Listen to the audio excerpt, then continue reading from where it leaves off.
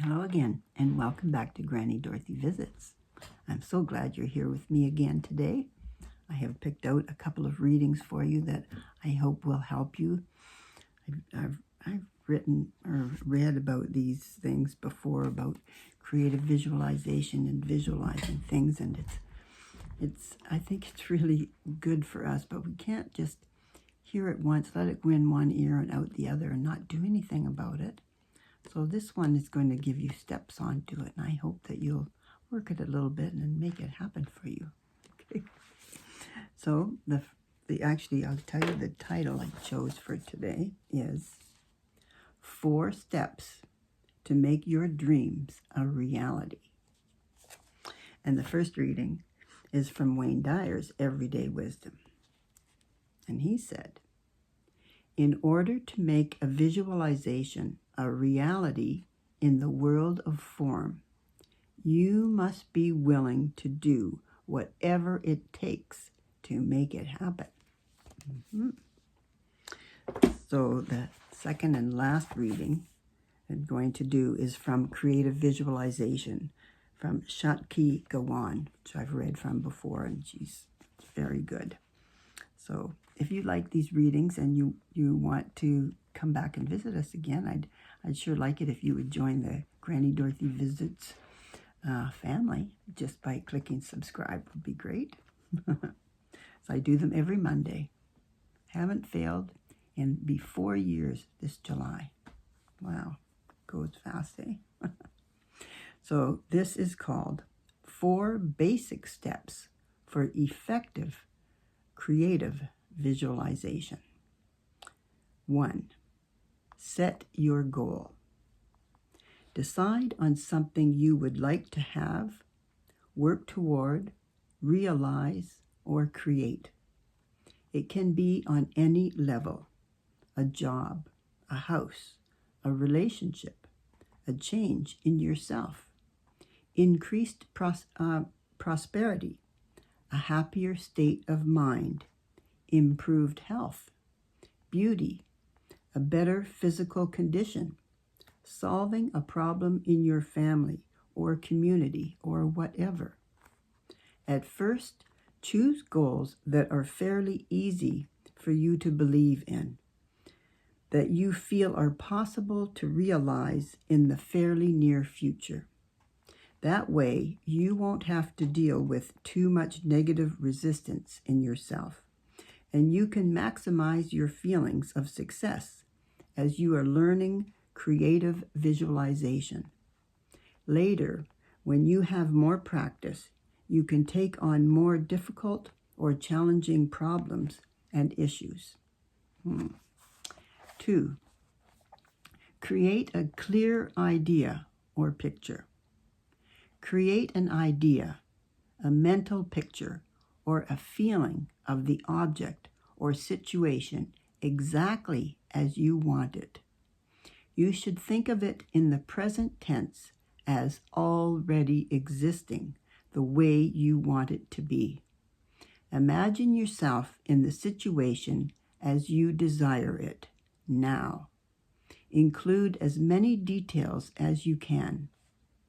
You may wish to make an actual physical picture of it as well by making a treasure map, described in detail later. This is an optional step, not at all necessary, but often helpful and fun. 3. Focus on it often. Bring your idea or mental picture to mind often, both in quiet meditation periods and also casually throughout the day when you happen to think of it. In this way, it becomes an integrated part of your life, and it becomes more of a reality for you. Focus on it clearly, yet in a light, relaxed way. It's important not to feel like you are striving too hard for it or putting an excessive amount of energy into it.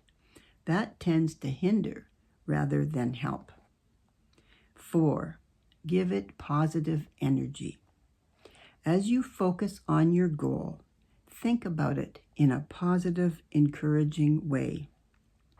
Make strong, positive statements to yourself that it exists, that it has come or is now coming to you.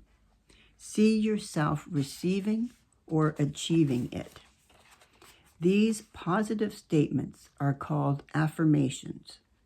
While you use affirmations, try to temporarily suspend any doubts or disbeliefs you may have, at least for the moment, and practice getting the feeling that that which you desire is very real and possible. Continue to work with this process until you achieve your goal or no longer have the desire to do so. Remember that goals often change before they are realized, which is a perfectly natural part of the human process of change and growth. So don't try to prolong it any longer than you have energy for it. If you lose interest, it may mean that it's time for a new look at what you want. If you find that a goal has changed for you, be sure to acknowledge that to yourself. Get clear in your mind the fact that you are no longer focusing on your previous goal. End the cycle of the old and begin the cycle of the new. This helps you avoid getting confused or feeling that you failed when you have simply changed. When you achieve a goal, be sure to acknowledge consciously to yourself that it has been completed. Often we achieve things that we have been desiring and visualizing, and we forget to even notice that we have succeeded. So give yourself some appreciation and a pat on the back, and be sure to thank the universe for fulfilling your requests. That's good, eh? I mean, that's pretty simple, and it's true. If you want to make it happen, it's going to take a little bit of effort. Not a huge amount, but a little bit. And I think sometimes the hardest thing is carving your words to describe exactly what you want, to be totally clear on it. And that takes time to do. So, just get out a piece of paper and pen, the old school way. Okay, some of you would do it on your devices, but I'm old school. I'd be writing it down. And then adapt it and change it and carve it so it's perfectly, you can see it in your mind exactly what you want. Because if you can see it so clearly and you dwell on it, remember how we always say thoughts are so powerful. If you do that, you're going to bring it into your realm. I'm sure of it. Okay? So I hope you have a great life, and I hope you come back next week and come and listen to some more books, readings that I've been finding for you, because I want to have them help you in your life to, make us better people, to make our world better for all of us. So I send you my love. Till next week. Bye for now.